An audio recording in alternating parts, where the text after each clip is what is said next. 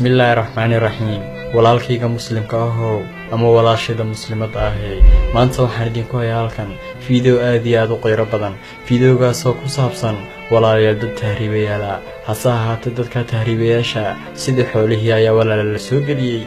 gaariga halkiisa sare iyo halkiisa hoose meesha u dhaxaysa ee xoolaha la geliyo hase ahaatee imka waxay ku sugan yihiin meel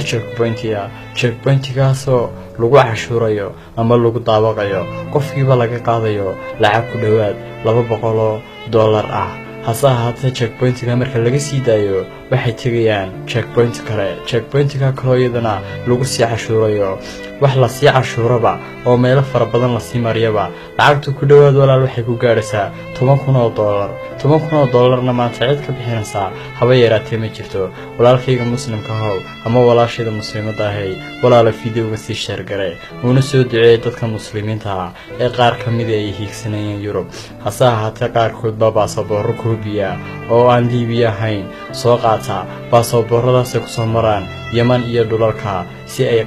Yurubta qayb kamid ah ay u hiigsadaan walaal gabadhan aad ay u xanuunsanaysaa waa gabadh ku soo rafaatay tahriibta una soo duceeyay siina share garay walaalo videoga si gaarsi walaalada muslimiinta assalaamu calaykum